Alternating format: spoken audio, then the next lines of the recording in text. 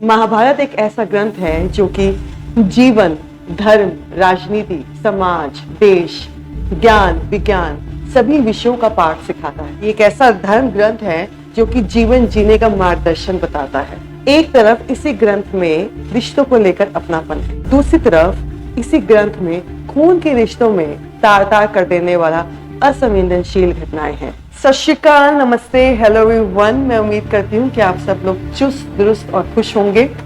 Frankly speaking, मैं जब TV पर महाभारत देखा करती थी तो मैं हमेशा से ही बहुत प्रभावित हुआ करती थी। तमाम चीजें उस ग्रंथ में से सीखने योग्य है। तो आज मैं लेकर आई हूँ 5 ऐसे सीख जो हमें महाभारत से लेनी चाहिए और उन्हें अपने जीवन में उतारने चाहिए।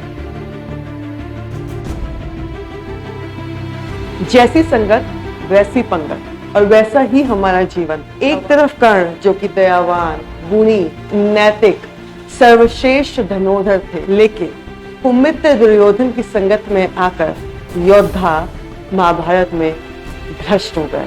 तो यहाँ से हमें ये सीख लेनी चाहिए कि लाख हम कितने ही अच्छे हों, लेकिन अगर हमारी संगत बुरी है तो हम बर्बाद हो सकते हैं। और यदि हम कितने ही बुरे हैं, यदि हमारी संगति अच्छी है तो हम अपने जीवन में आबाद हो सकते हैं।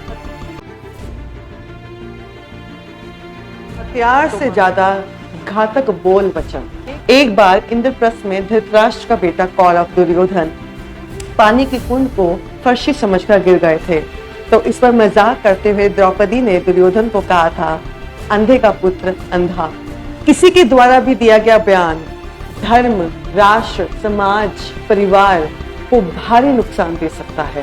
नेता, अभिनेता या सिंहासन पर विराजमान बैठे तमाम लोग हमारे देश को अपने बोल वचनों से काफी नुकसान पहुंचाते आए हैं। यदि उस समय द्रौपदी अपने शब्दों को संभल कर बोलती तो हो सकता था कि भारी सभा में द्रौपदी का चीर हरण का प्रयास ना होता। हमें अपने जीवन में यह हमेशा प्रयास करना चाहिए कि हमें अपने शब्दों को तोल मोल के, अपने शब्दों को संभाल कर आगे प्रस्तुत करने चाहिए, ताकि किसी के दिल को ठेस न पहुंचे, किसी के मन को चुभ न जाए, क्योंकि हमारे शब्द ही कड़वे तीर की तरह दिल को पहुंचा सकते हैं और हमारे ही शब्द हमें फूलों की तरह महका सकते हैं। धृतराष्ट्र जो कि महाभारत में 4 पुत्रों के पिता थे, वो पूरे जीवन में अपने पुत्रों के प्रति मोह में रह गए और सही और गलत का अंतर समझ नहीं पाए। पूरे जीवन भावुक होकर अपने बच्चों के मोह में आकर उनके गलत रास्तों में उनका साथ देते रहे। रिश्तों में भावुक होकर या मोह में आकर इंसान कमजोर होता जाता है। इसलिए महाभारत से हमें ये सीख मिलती है कि अपने रिश्तों में भावुक ना होकर या मोह में ना आकर सही गलत की सही तरीके से पहचान करें, ताकि आप अपने साथ साथ अपने प्रियजनों का सही मायने में कल्याण कर सकें। अधूरा ज्ञान हमेशा से ही घातक कहलाया गया है। अर्जुन का बेटा बहादुर, वीर, ज्ञानी अभिमन्यु को कौरवों के बिछाए हुए चक्रव्यूह में घुसने का तो ज्ञान था, लेकिन उन्हीं के ही द्वारा बिछाए हुए चक्रव्यूह से निकलने का ज्ञान नहीं था, जिसकी वजह से अभिमन्यु वीर गति को प्राप्त हो गया। इसलिए हमें महाभारत से ये सीख लेनी चाहिए कि जिस विषय पर हम ज्ञान ले रहे हैं उस विषय पर ज्ञान 100% होना चाहिए, उस विषय पर दक्षता होनी चाहिए, क्योंकि आधी अधूरी ज्ञान हमेशा ही हमें असफल बनाती है, हमेशा ही हमें दुर्बल बनाती है। जब पांडव युधिष्ठिर जुए में अपनी पत्नी द्रौपदी को हार गए, तब पूरे सभा में कौरवों ने द्रौपदी का चीरहरण का प्रयास किया। द्रौपदी ने अपनी रक्षा के लिए 5 पतियों से विनती करी, लेकिन किसी ने भी नहीं सुनी।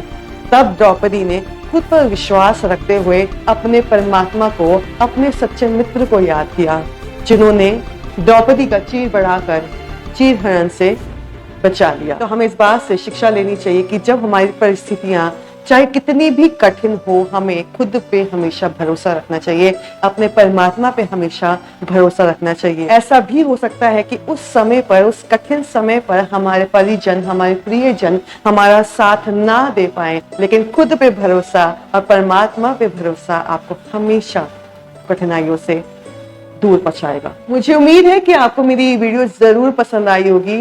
मुझे उम्मीद है कि आपने इस वीडियो से बहुत कुछ सीखा भी होगा और अपने जीवन में जरूर उतारेंगे भी। कमेंट जरूर कीजिएगा और सब्सक्राइब शेयर लाइक जरूर कीजिएगा।